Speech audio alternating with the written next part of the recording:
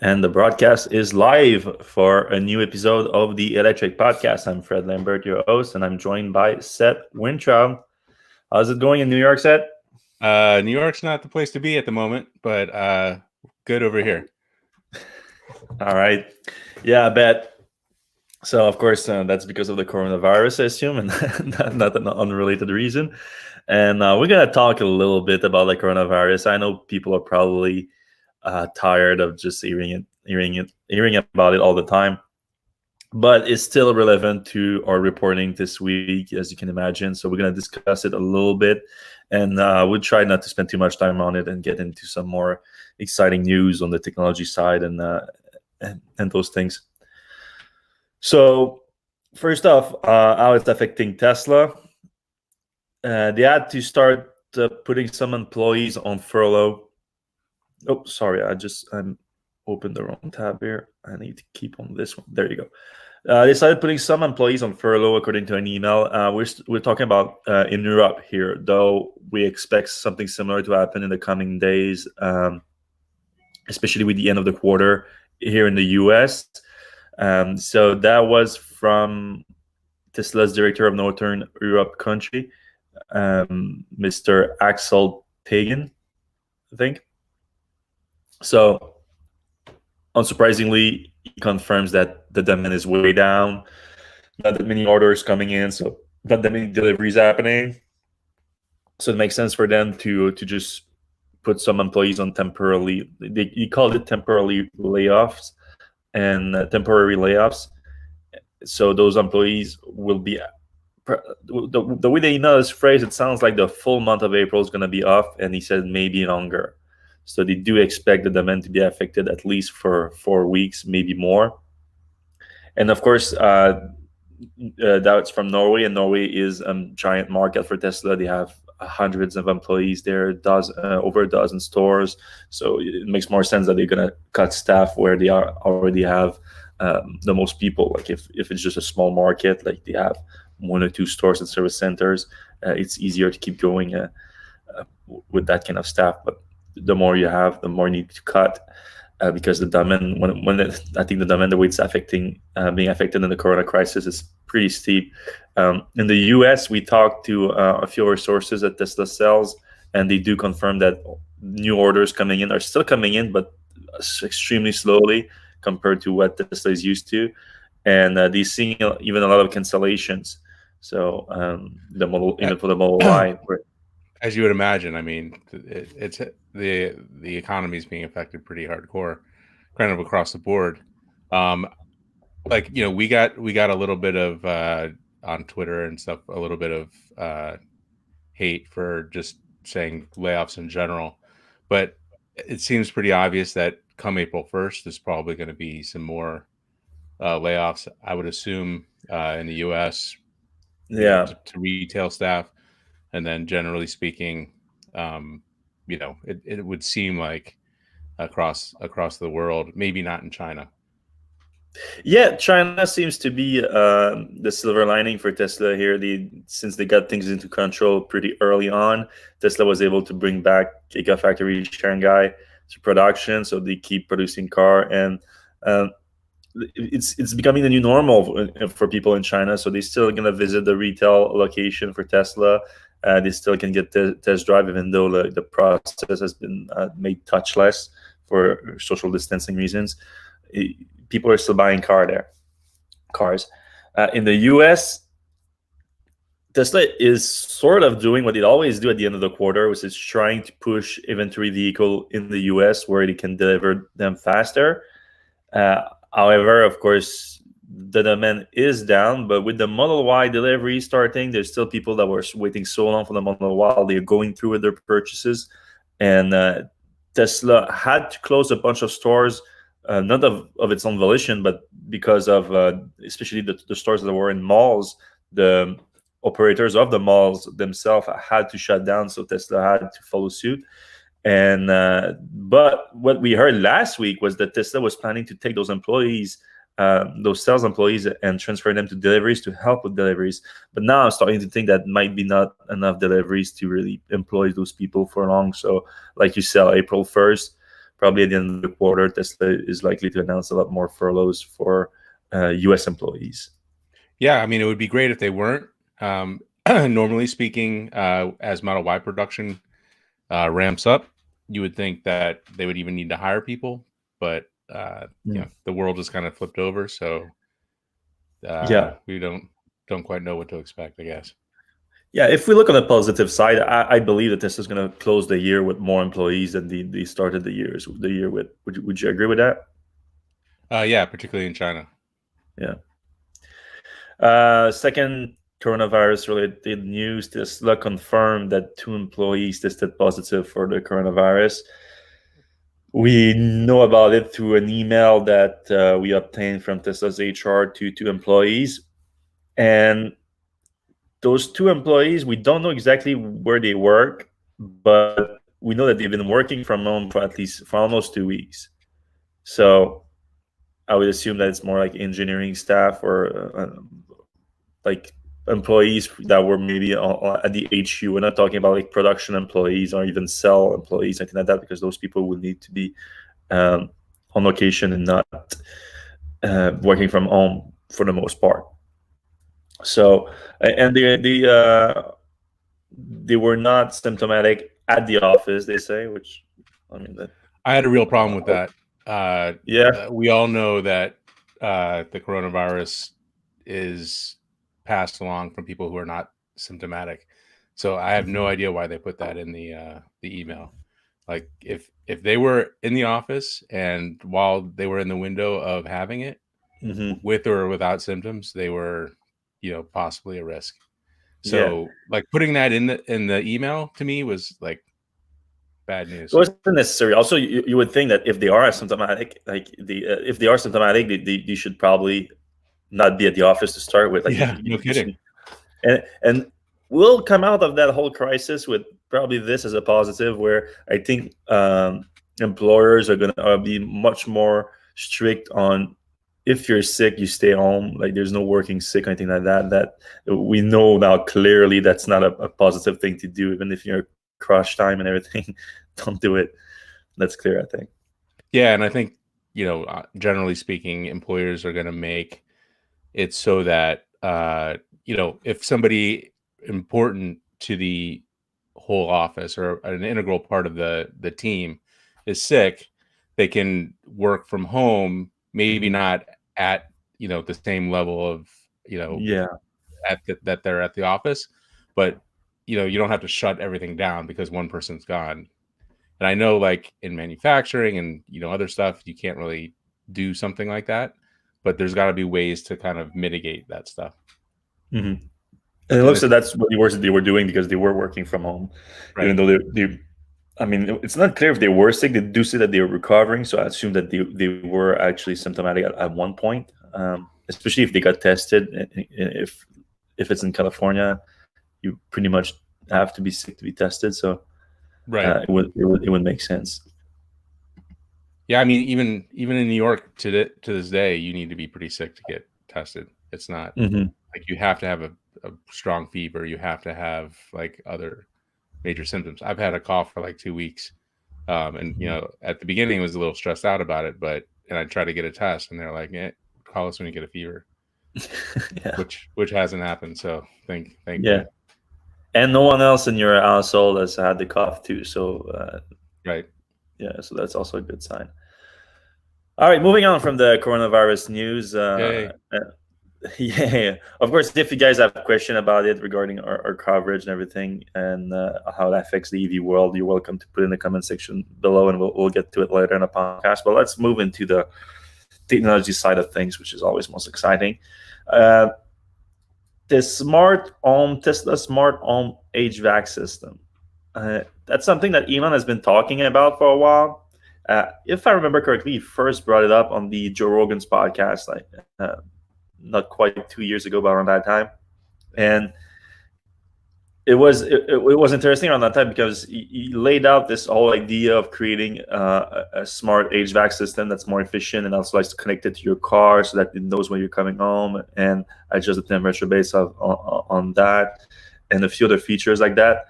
And then when Rogan asked him if they have such a design ready at Tesla or something. Elon said that he cannot answer a question about future products, which would imply potential future products, which would imply that it is a potential future project for Tesla. But we haven't heard more much about it for since that interview almost 2 years ago, until this week on Twitter. Elon started commenting about it a lot more, saying that he would love to do this home HVAC system. He wants it to be quiet and efficient, have humidity control, and the HEPA, how do you pronounce that? The HEPA? The filter? Yeah, yeah, HEPA filter. HEPA filter. Yep. So I mean, a lot of these things, like, they exist today. There's more quiet HVAC system. There's some that are more efficient than others, of course. Also, the smart thing, I think you basically connect your AC to one of those, what do you call it, in the Nest, and they can do that, right? The Nest, they can adjust based on you coming in and everything. Yep. In the Ecobee also, something like that. Ecobee, yep. And yeah, even so Honeywell has stuff as well. Those things all exist for sure. So, but the HPA filter in the home HVAC, though, I'm not sure. That could be new. And of course, Tesla has a lot of. It's just a filter. Like, you can put it's a square about, yay big, 2 feet by 2 feet, and you can put any kind of filter you want in there. Obviously, if it's a HEPA filter, it's going to take some more energy to produce air through there. But having a HEPA filter isn't rocket science. I would assume so. You're right, but maybe combining all those features together with Tesla's engineering experience and Tesla's experience creating HVAC system for cars and working with HEPA filters. So all those things together and all that stuff. Yeah. So all those things put together might have more value. And he's talking about doing it. It's still vague. There's no timeline or anything like that, but it would be interesting. The HEPA filter, he said it would be especially useful for people that have allergies, where you could remove a lot of those allergens inside your home through the HEPA filter and the HVAC system. He said also that you could create fresh water out of it because, of course, your AC create water, humidity control system create water, and normally it just dumps it on the ground near the device outside your home. He said that you could use that instead. I know that some people, they just plug like a rain bucket, like one of those rain collector to the system, and then that collects it. So I'm not sure what he's talking about here specifically. And it doesn't seem like there's that much. I mean, maybe like, I don't know, a gallon a day. Like, I don't know. Yeah, you can get a lot of water out of those. Yeah. I mean, it would fill your toilet a few times, I guess, which is not. You need to, especially in California. But you need to use it for gray water for sure. Like, I think if you want to drink it, you need to be distilled or something. Right. Also, we had a sponsor called Dandelion a few months back that does a lot of drills into the ground and does the heat pump stuff.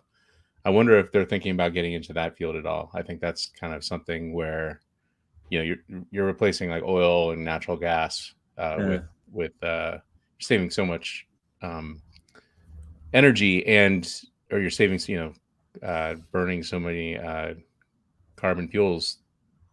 And what's kind of cool is if you have solar, the whole system is kind of self-enclosed, so you don't really even need to go out and get anything in. No natural gas, no oil, and you're powered by the sun. It would be a complementary product to Tesla solar, right? Yeah, very complementary. Yeah, I agree. I was saying, and like you just mentioned, the heat pump. That's a great transition to the next thing. We revealed last week that the Tesla Model Y was equipped with a heat pump. We gathered information from when Tesla released the owner's manual last week, and now Elon commented on it and said that the heat pump is some of the best engineering he's seen for a while. High praise. Yeah, high praise for sure. He didn't go into much detail about it. Other than that, he said that the PCB design technique applied to create an heat exchanger that is physically impossible by normal means. Heat pump also has a local heating loop to spool up fast and extend usable temperature range. Octovalve is pretty special too. Okay, that's he's referring to another piece of equipment that Tesla first released in the Model 3. But he's basically saying that this heat exchanger that designed by this heat pump designed by Tesla is even better than that Octovalve that was like one of the highlight little piece, a little component made by Tesla in the Model 3. So that's the one for the Model Y here. And of course, that will help a lot of people, that especially those that live in colder climates, where your efficiency is affected by running the heat inside the cabin, and this will make the whole thing a lot more efficient for sure. We also shared a video from Derek, the YouTuber. He removed the frunk of his Model Y, revealing the heat pump there. So not much to see, but if you want to see what it looks like, you can check it out on Derek's YouTube channel. It's too bad the Model Y is only coming out now in March and not in December, where they could do some, long range tests and say, hey, look, the Chevy Bolt goes down to 160 miles and our car, stays at 200, whatever. That would have been a pretty good marketing campaign, or like some real world evidence of why this heat pump is great, versus like, it's great, but we can't really tell you how great it is. Yeah, but even then, I think you would need the real example would be like a Model Y with and Model Y without the heat pump, because there's so many other factors that affect your efficiency in the winter. Just especially in a place where it's really cold, like, you have to have like a winter tires and things like that, snow tires. That will affect your range a lot more than the heat inside the car. I guess the model having a Model 3 versus a Model Y. Yeah, that's what I was thinking. Like if everything else is similar, like because the Model Y, of course, is a little bit bigger, a little bit heavier, but if we can account for that, you could get a good example if you're running the cabin at the same temperature and everything. That could, that could be interesting. Staying on the Model Y, there was a delivery in Chicago that went directly to a local detailer called Chicago Auto Pros, and they did a whole review of the paint and finish of the Model Y. All right, so there's a lot to talk about. They found a lot of defect on the paint, but let's put this into perspective. First of all, these auto detailers guys are some they're a special kind of people. I'd say like most of the defect we're going to talk about here, 90% of car buyers won't really realize that they're there. They don't see them. Only people that are really detail oriented, they see that. That's why they call them detailers, I assume. And it's not just a Tesla problem. There's not many cars out there that come off brand new off the truck that car detailer will not find problems on with the paint.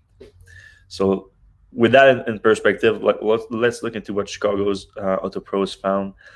First thing, they found a bunch of dust nib marks that they tried to buff out, and according to Auto Pro, they didn't buff them out well enough that it left some marks.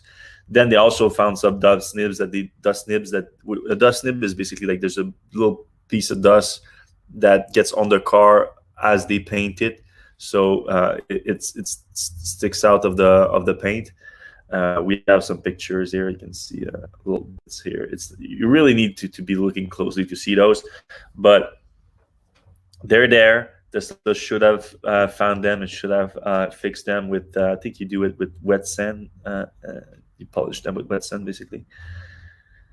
Then you found some two much bigger ones that I agree these ones are more of an issue. He thinks that he cannot even wet sand them down. They gonna have to repaint the whole door, so that's obviously more of a problem.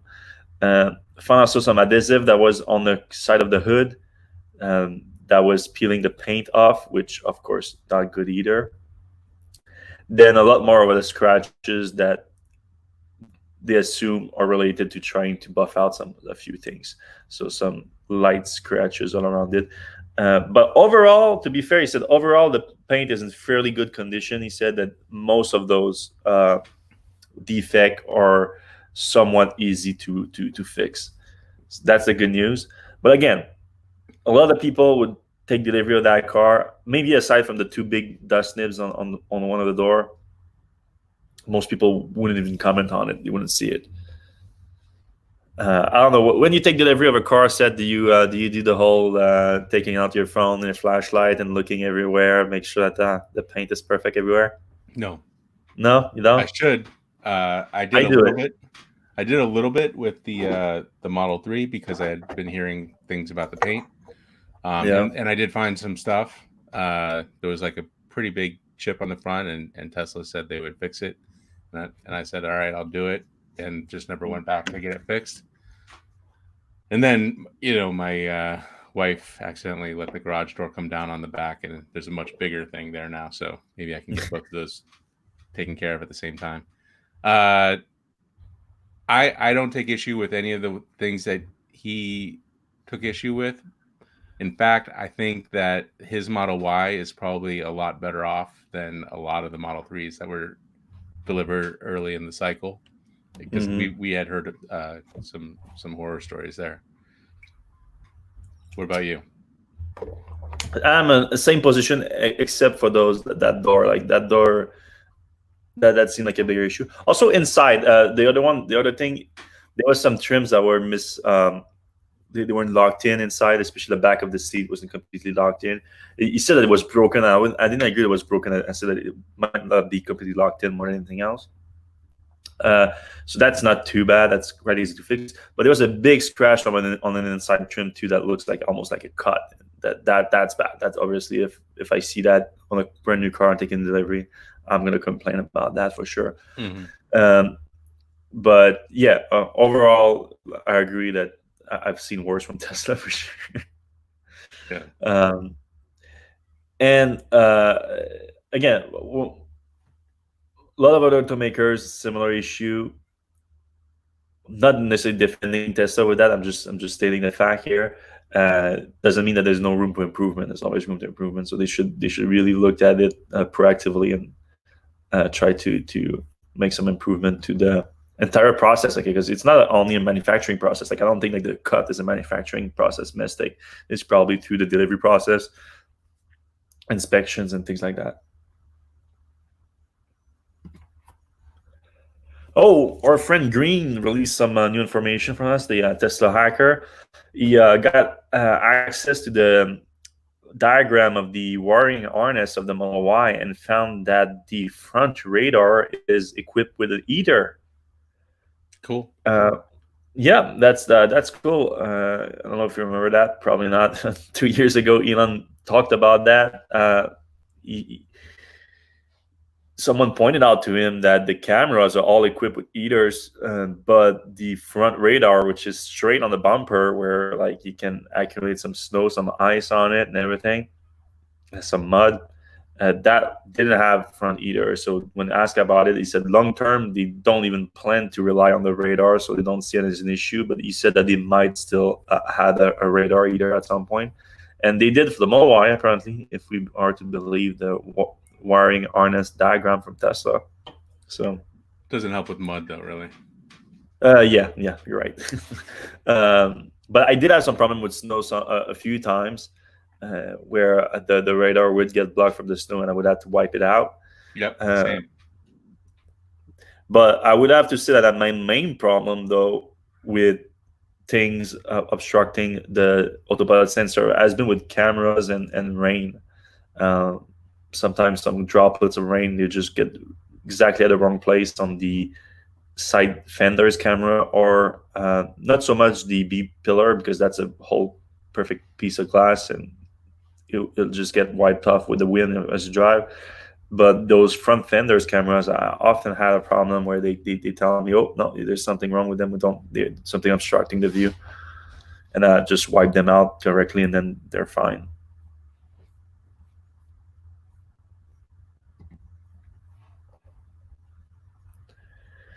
Oh, speaking of Autopilot, in early access program right now, it looks like there's a new Autopilot update that handles the traffic lights for the first time. So if you remember, Elon was promising that by the end of last year. Instead, they released what he called the self-driving preview, which was basically just adding the traffic light and stop sign visualization to the Autopilot system. But the Autopilot system didn't really act on those visualization on those traffic lights. They just see them. And now this new update, which is apparently in the early access program, coming from Spec Motoring on Twitter, he posted, we're playing it right now if you're watching on YouTube, but he apparently has it on his Model 3, and you see as he passes traffic lights, there's a driver notification that tells you how it is approaching the light. So if it's green, of course, it's going through it. But if it sees a red light, which is going to see here in a few seconds, it tells you we're gonna stop now because we see that the light is red, and the car slows down and comes to a stop. No, this one is still green.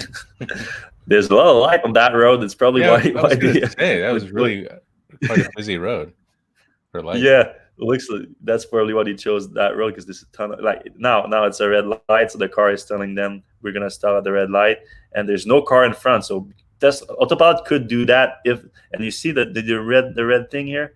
There's a new red line that appears where the car should stop. So that's something I was worried about, because it's one thing detecting the traffic light, but the traffic light normally is the other side of the street. You need to stop a lot before that, but the Autopilot appears to detect properly where it needs to stop.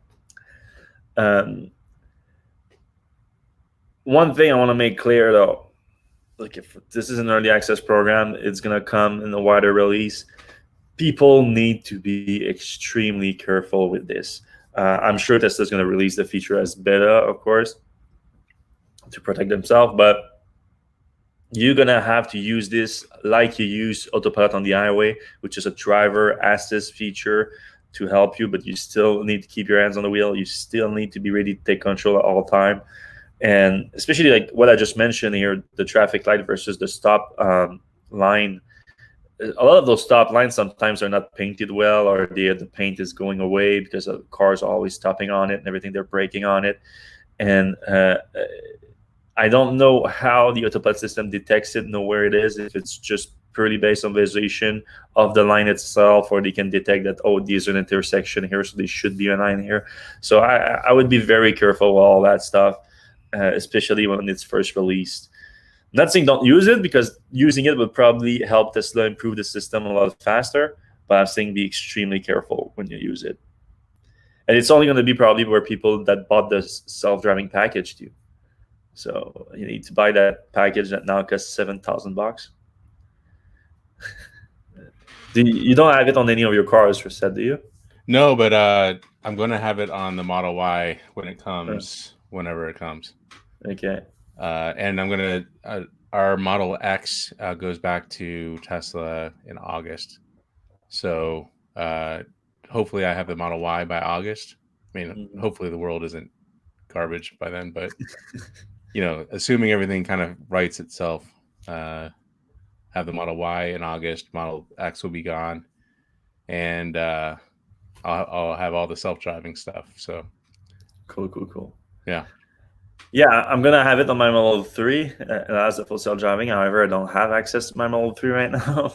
It's still in Canada, and I'm still in the US.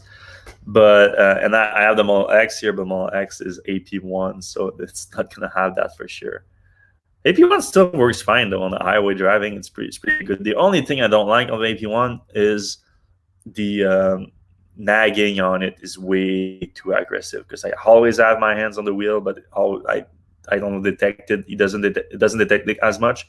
And since all my Tesla mileage has been mostly in first generation Model S, which doesn't have any autopilot whatsoever, and then most of my autopilot use has been in the Model 3. I'm used to the nagging of a Model 3, which is like the little blue lights coming on the side here. So that's when my eye is ready to catch, and I will apply some torque on the wheel when that lights come on. But this Model X with the white thing coming up like slowly, I missed it too many times, and now twice I've been on long road trip with like 2 hours of driving, and then within the first hour of driving on the highway, they locked me out of autopilot twice now. That pisses me off because they locked me out, but I'm still paying attention. I'm just paying attention on the road. I'm not paying attention to the instrument cluster, and I do have my hands on the wheel. So it's so annoying that you do everything right and you still get locked out of autopilot. That's a real bummer for me. Yeah, it's happened to me as well. And what's even more annoying is that like I would rather have autopilot. So you have to pull over to the side of the road, stop the car, then start the car again. I mean, you don't have to, but like, I don't do it. If you're on a long road trip, like a 3-hour road trip, and it happens, 20 minutes in, you're gonna stop. It shouldn't really happen 2 minutes in, but yeah. Like last time it happened, I was going to Ohio, so it was about a 2-hour drive, and it happened within the first hour, and I didn't drop. I didn't stop. I'm like, all right, I'll just finish it. Maybe like at the hour, so I had another hour of doing it. Yeah. So let's be on the lookout for that update to reach the wider fleet. Oh, Tesla gave us an update on their delivery option. We've been reporting on those in the coronavirus era, the new touchless delivery option. But Tesla, they updated their support page with a bunch of different options, including one with that touchless thing. But there's a lot more than that, and they are all. I'm gonna quote Tesla here. Delivery with Tesla is like no other experience, with a variety of options available to you depending on your location. With our large center touchscreen interface, you can learn your car's feature and functions by watching the video tutorial from the driver's seat, or ask a Tesla advisor during delivery for additional information. So they are leaning in more on the video tutorial aspect of it, which again help with the no touch thing, because you can just sit down in your car without an advisor and watch the videos. Of course, and now one of the main options is express delivery, where you don't actually have to be in your car to watch those tutorials. Once you get your Tesla account, you get access to the tutorial on Tesla's website or on the application, on the mobile app. And Tesla recommends you to watch those before delivery. So when you arrive at the location for delivery, you just check in. You get remotely routed to your car. So I don't know how that works exactly, but you see it's via the app. So they probably already sign you in through the app, so that you're already logged into your account in the app, and then you see where the car's location is through the Google map of it. Like if you open your car's location in the mobile app, you see it on Google Map basically. So I assume that's that way. And all the documents are already in the car, so you just sign where it's highlighted, and then you're ready to go. And that's pretty quick. Of course, this option, like other option, they also have the direct drop option, where they deliver to your house or to your work or whatever you want. But all those different options, they depend on the local regulation in terms of all the paperwork that needs to be done for a car sale. So like this specific one is available in California, Hawaii, Indiana, and a bunch of other states, but not everywhere. Like New York, for example, is not doesn't allow that. But yeah, some location Tesla also delivers direct with their own truck, so they can have a carrier deliver it to you if you're further than the local location. So there's a bunch of other options. You can watch it on Electrek. We have the link to the direct page on Tesla's website too. I'm not entirely sure that was prompted by the coronavirus thing. Tesla has been like fleshing out, I think, for a while, their whole delivery process, because Tesla, like they say in their on their webpage, it's like no other experience in terms of delivery, because Tesla is unlike any other automaker in terms that they own the entire network, they own the Right. dealership, they own everything. So they are responsible from the time they build the car to and get over to the customer. They own the vehicle, they're responsible for it, and they are financially responsible for it. So they pay up front and the customer doesn't pay until they take delivery, which result in Tesla putting the cash up front for the whole thing. So they are incentivized to deliver the car as soon as possible. So they've been looking into those direct delivery things and stuff like that to shorten that time between the factory, coming out of the factory, and being handed over to the customer, of course, to get the cash as soon as possible, because it helps financially.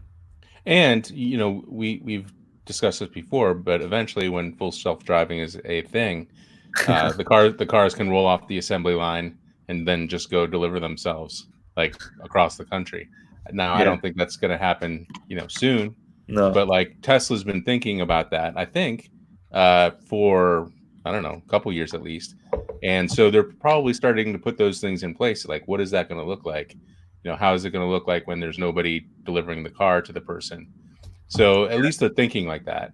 Yeah. And that's kind Oh of yeah, that makes sense. that Yeah. gives them a leg up when Yeah, but something like this happens. the tutorial things, yeah, that makes sense. I didn't think about that. Yeah, and it works with self delivery. But yeah, however, like across the country, I don't know about that. Like you're not gonna put 3,000 miles on the car to start with. That's yeah, that doesn't make a lot of Yeah. sense. But yeah, anything like closer to the locations and everything, like you probably still need to prep their car to a degree. So maybe at least still delivering them to the delivery centers. They prep them there and then they drive themselves within 100, 200-mile radius or something like that. That could be more appropriate. All right, some Tesla Semi news. Remember a few months ago, we learned that Tesla contacted Tesla Semi reservation holder to tell them that they are starting their winter testing of the electric semi truck, and we saw prototypes going up to Alaska. We saw them. We saw them go to Canada, but we learned that the end destination was the Tesla winter testing grounds, proving grounds in Alaska, and now they're coming back. They were seen in Oregon, near Portland, and they are pretty dirty, as you can see. But at that point, I don't think it's like really just their testing. It's also like just being on the road for so long, like on top of a trailer, the cars, the trucks get pretty dirty. But yeah, it's encouraging that we're getting closer to production if they are already coming back from winter testing. Tesla's official timeline is low volume production by the end of the year. So we assume that production is going to start like relatively soon.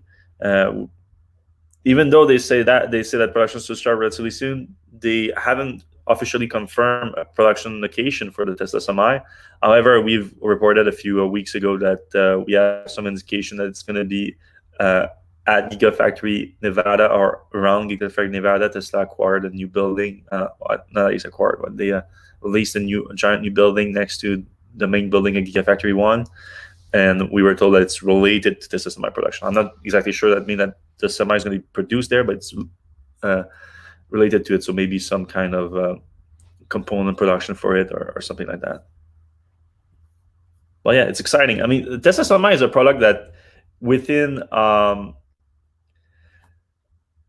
slower passenger car industry right now, due to the coronavirus crisis, people being unwilling to make large purchases like a car, that Tesla Semi might be a product to focus on for Tesla, because if you can, truck fleets, they need to be updated no matter what. Like at one point, like a truck breaking down costs more than buying a new truck at one point. So they have to update their fleet.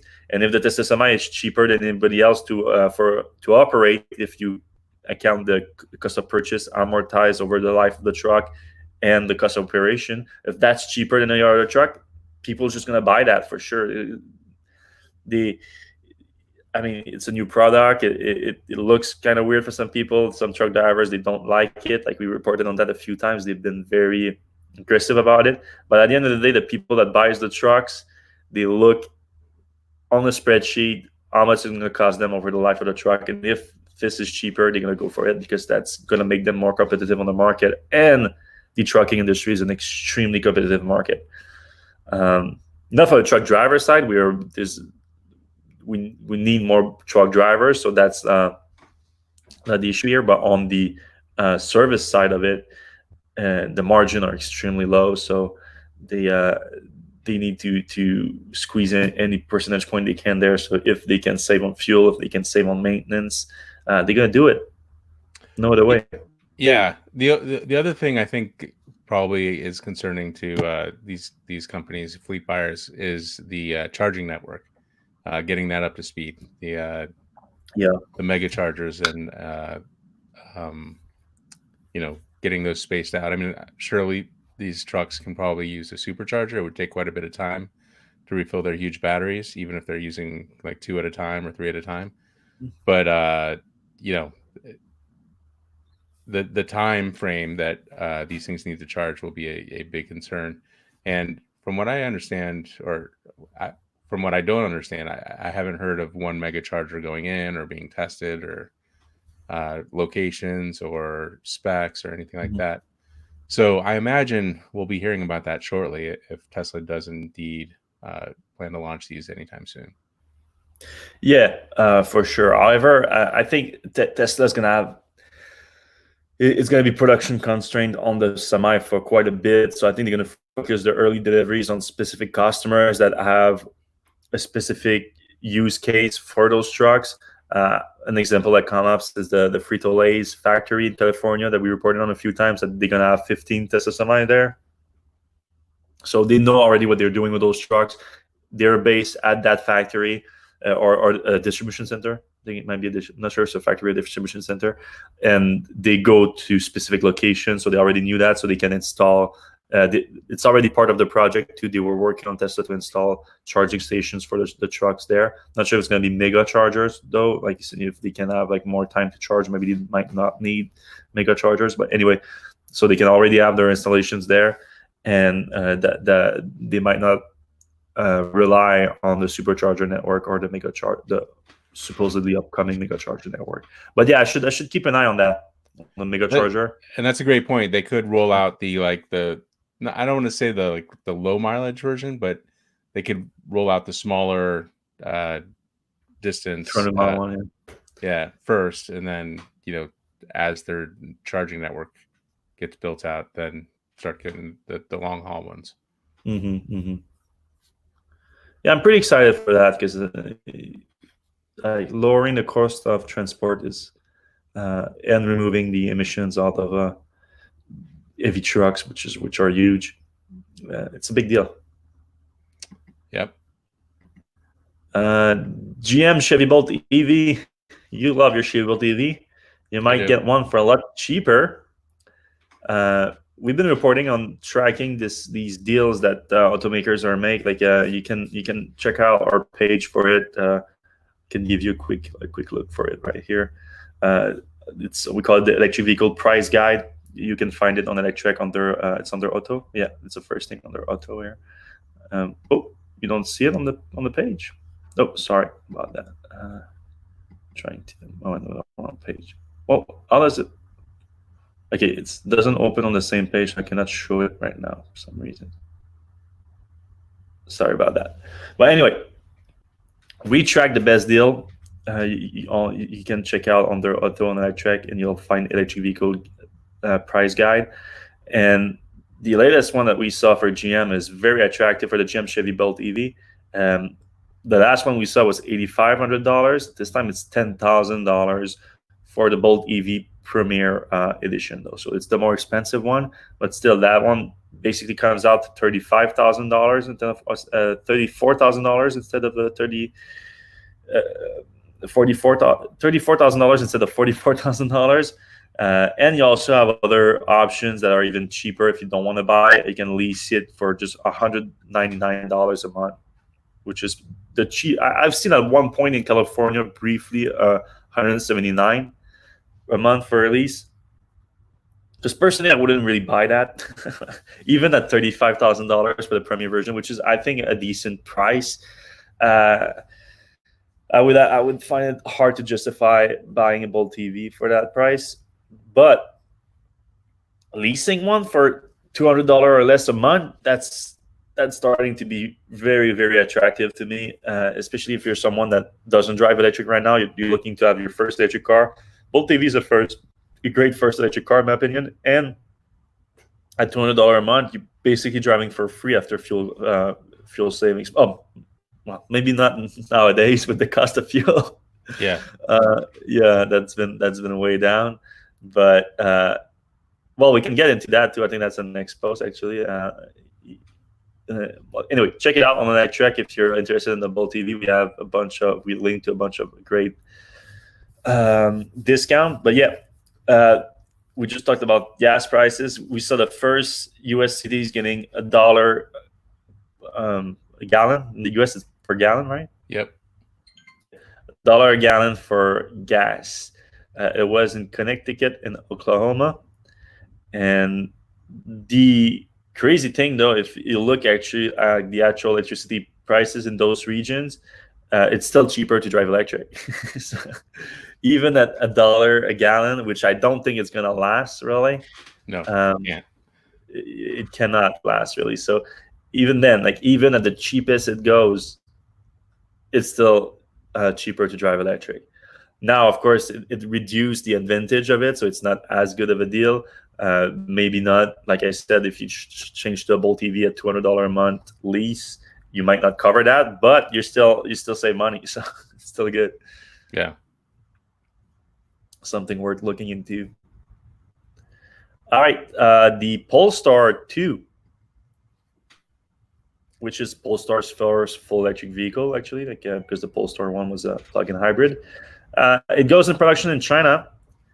So we weren't sure about it because, of course, a lot of people were shutting down production, but not in China. In China, they are going back full swing. So I guess this is an advantage for Volvo as Polestar. They had this plan on making the car in China and then exporting it globally.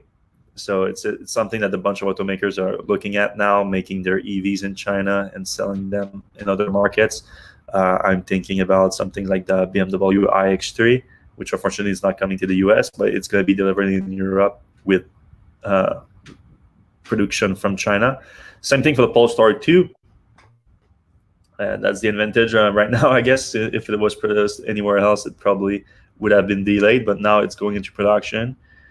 And the first, they call it the launch edition, the one that is first available, it starts at 60,000 euros, $68,000. So it's not.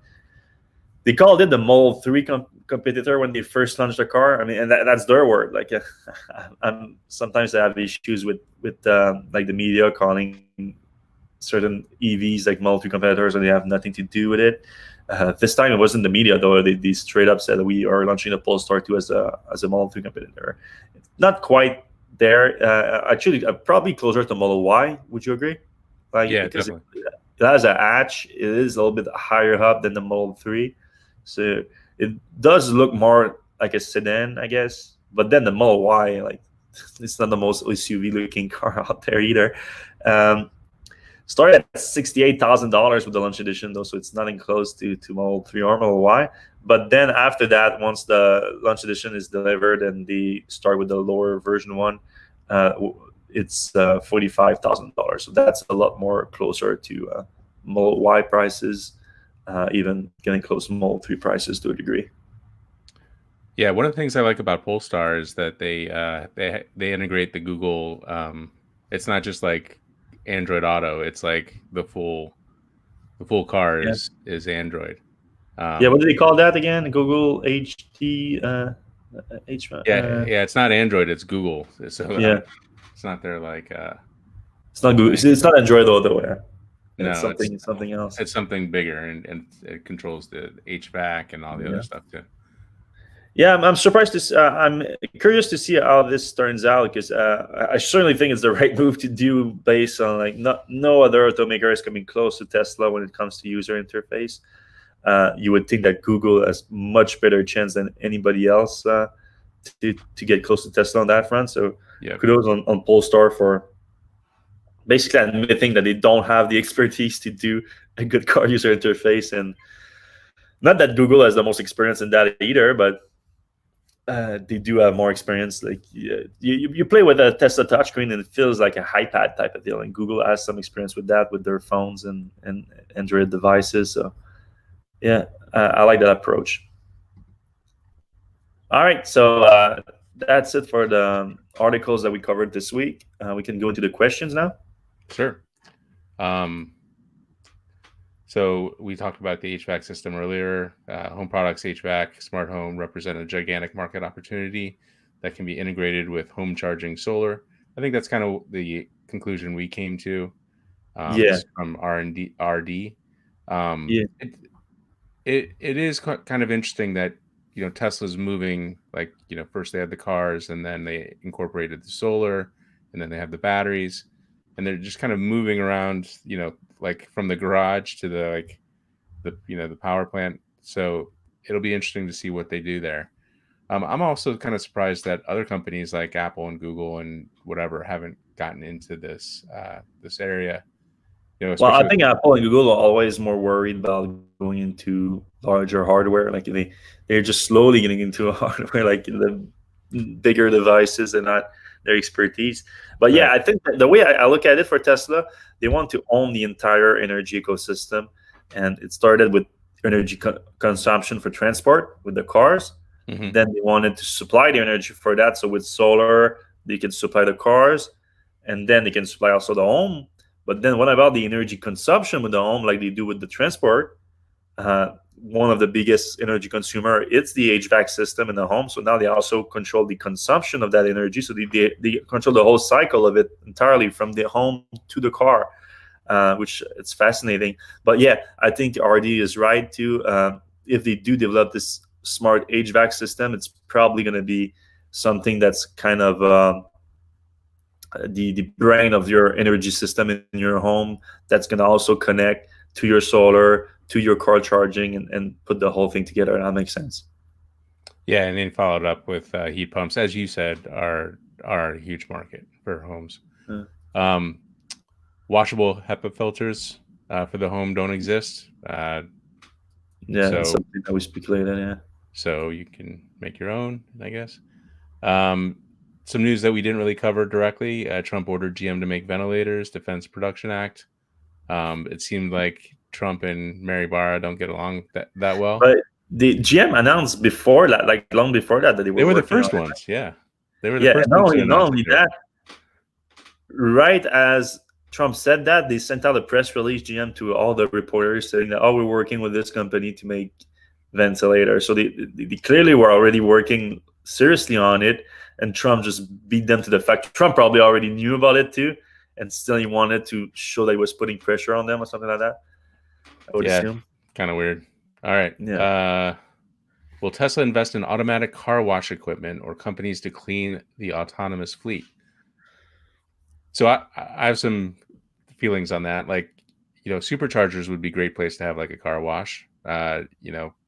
Even like a guy or a woman who, for $30 can detail your car there. That would be kind of nice to have, especially at that in California.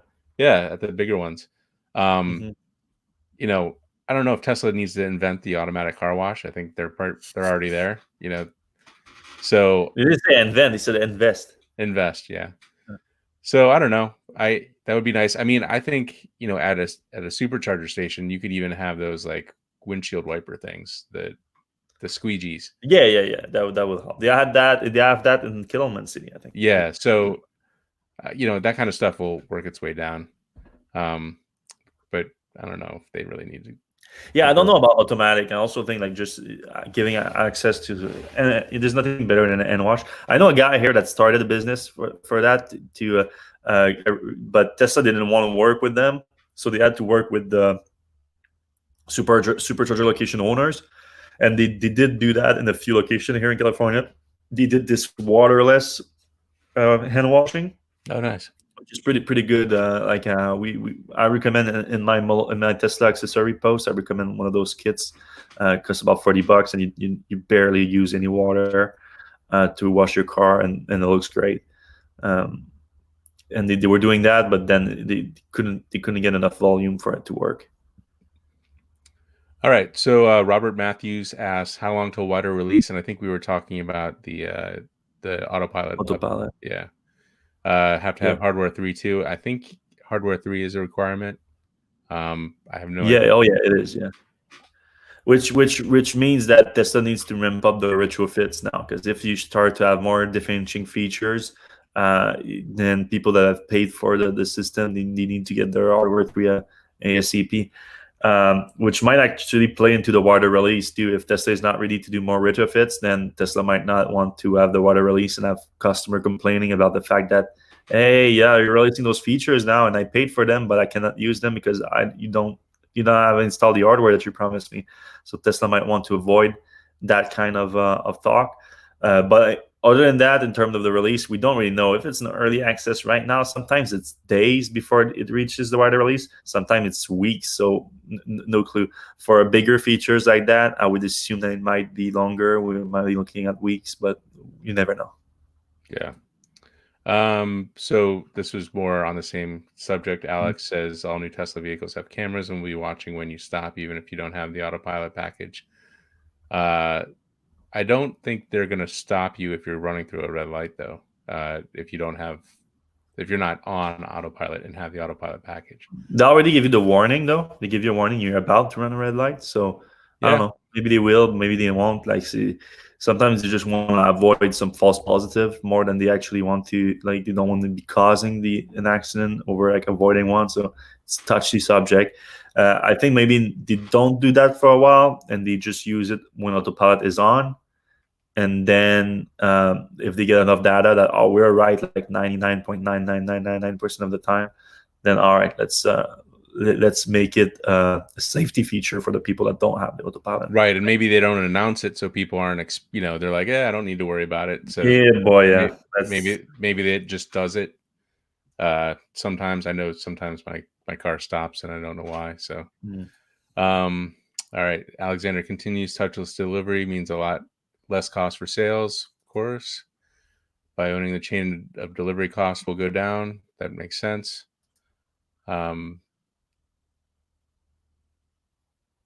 going on the virus here. Will Tesla have a supercharger in Alaska? Eventually, yeah, sure. Yeah, I mean, it would make sense. There's a couple destination charge, at least one there. Also, trucks will go there once the Tesla Semi goes there to deliver stuff. They have trucks going to Alaska all the time. Right. So put a few supercharger, mega charger there on the way, and there you go.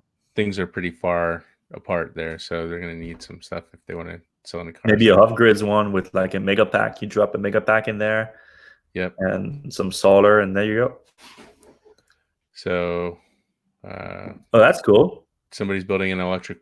Ace McLeod is building an electric Miata using thousands of 18650 lithium cells. That's kind of like the genesis of the Roadster, and the with T0 before it.